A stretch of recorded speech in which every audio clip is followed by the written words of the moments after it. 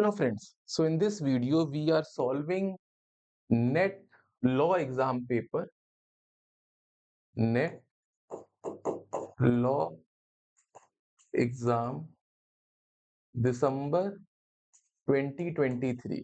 तो ये हमारा यूजीसी नेट का जो लॉ का पेपर है दिसंबर 2023 का, उसके एमसीक्यूज वी आर सॉल्विंग। इसके पहले already we have made 4 videos जिसमें हमने 10 एमसीक्यूज ईच सॉल्व किया है। This is the 5th video. तो अगर हम लोग रोज MCQs if we will be solving 10 MCQs, तब जो हमारा जून जुलाई में एग्जाम है, इनफ हमारी जो प्रेप है वो हो जाएगी।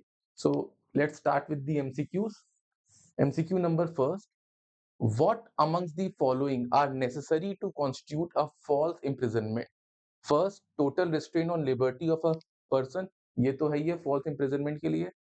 Detention may be actual or constructive, ये भी बात सही है। It should be for a period of 2 years at least, ऐसा कुछ नहीं है। आप एक दिन के लिए भी किसी को डिटेन करते हैं तो वो भी false imprisonment में ही है। Detection और detention or restraint should be unlawful, ये भी सही है। So answer will be A, B and D. Okay, so option 3 is the right answer. Okay, then MCQ number second, the term contra proferentum means, तो देखिए जो ये term होता है इसका मतलब यही होता है कि अगर कोई भी कॉन्ट्रैक्ट के टर्म में कोई एम्बिग्विटी है तो उस एम्बिग्विटी को हम ड्राफ्टर के अगेंस्ट इंटरप्रेट करने के लिए फेवर में देंगे। ठीक है, तो ये ड्राफ्टर के अगेंस्ट में होना चाहिए। So in with this option 4 will be the right answer, कि वो ड्राफ्टर के अगेंस्ट में हो। So option number 4 will be the right answer. Okay, ambiguity is to be resolved against the party who inserted limiting term. ठीक है, तो उसके अगेंस्ट हम उसको इंटरप्रेट करेंगे। तो this is contra proferentem. Now MCQ number third. MCQ number third is regarding the schedules. तो आपको शेड्यूल्स अगर याद करना है तो एक मिनोमिक है, it can be of help. Tears of old PM. ठीक है, तो इसमें आपके 12 शेड्यूल सारे आ गए। शेड्यूल 1 2 3 4 5 6 7 8 9 10 11 12। तो आप देखें फिफ्थ शेड्यूल में एस है। So S is for schedule caste. Okay, schedule caste के लिए एफ शेड्यूल है। So it will be administration and control of schedule areas and schedule tribe and allocation of seats in council of states. Alright, so ये है fifth schedule is for schedule tribe areas.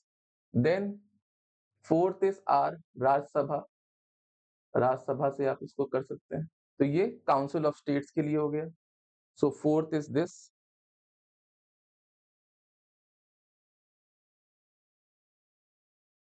Then we have 8th schedule. 8th schedule is regarding languages and 10th schedule is regarding this.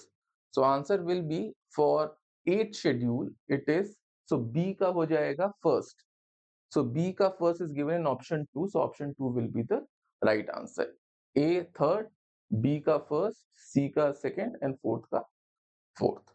All right. So ये एक अच्छा वे है याद करने का, tears of old PM, जिसमें टी जो पहला शेड्यूल है that is regarding the territory, पहला शेड्यूल उसके regarding. E is regarding the emoluments मतलब सैलरी।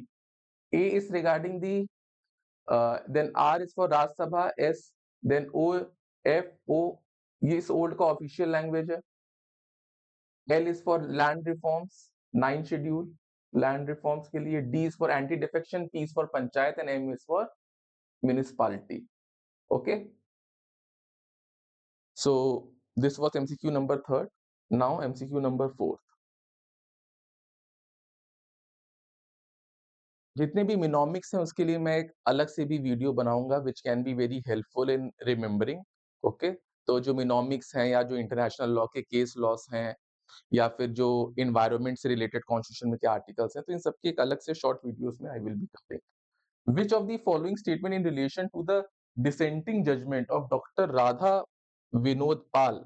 तो देखिए ये जो जज है ना, डॉक्टर राधा विनोद पाल, ये जापान में बहुत फेमस है, क्योंकि टोक्यो ट्रायल जब हुआ था, जब टोक्यो ट्रायल में जापान ने क्या-क्या एट्रोसिटीज़ की थी, उसके लिए पूरा ट्रायल हुआ था, जिसमें मैक्सिमम जापानीज़ ऑफिशियल्स को इम्प्रिजनमेंट हुई थी, जेल हुई थी, डेथ सेंटेंस भी दी गई थी।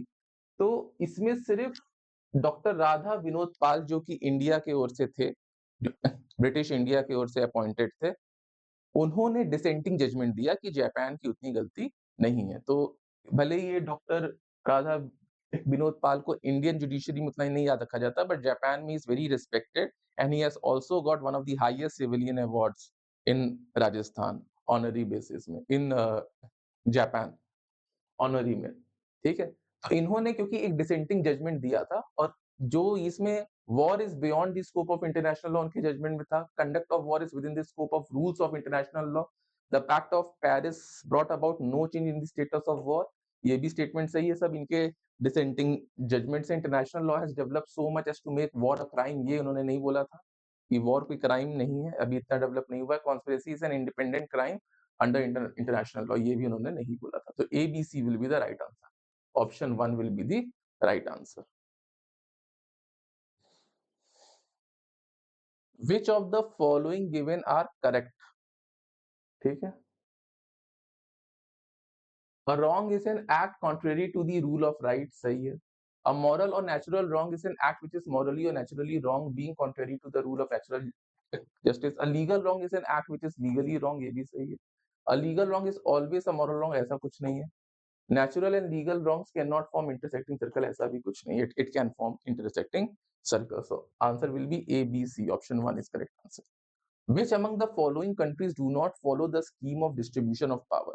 तो distribution of power वही नहीं होगा जहाँ पे फेडरलिज्म नहीं है। तो I think United Kingdom, because it is a unified unitary form of government वहां पर है, तो इसीलिए वहां पे division of power is not there. Now MCQ number 7, the following articles in the Indian Constitution with protection of environment, तो article 51 A G, article 40, देखिए इसमें कौन कौन से आर्टिकल एनवायरनमेंट के प्रोटेक्शन से रिलेटेड है। तो 51 ए जी भी रिलेटेड है, that is the fundamental duty to protect environment. 48 A is also related, 49 is also related to monuments, ठीक है। So with this I think A, C and E will be the right answer। ये दोनों नहीं है, ये सब पंचायत से related है, और ये फंडामेंटल ड्यूटी फॉर एक्सीलेंस है, ठीक है। तो इसमें A, C, E, E will be the right answer, so option 1 is the right answer। Which one of the following is not a ground for divorce under section 13 of Hindu Marriage Act? तो इसमें देखिए सारे तो ground of divorce हैं, but this one is not the ground, so option 1 will be the right answer. Now MCQ number 9, तब इसमें chronological order में आपको सेट करना है, तो इन सारे एक्ट्स का हम लोग एक लिस्ट बना लेंगे, जितने भी मेजर एक्ट जो एमसीक्यूज में आते हैं उनके ईयर वाइज, ऐसा सेम क्वेश्चन ये लोग केस लॉ में भी पूछते हैं, तो उन सारे इंपॉर्टेंट केस लॉज का year wise also we can make a list.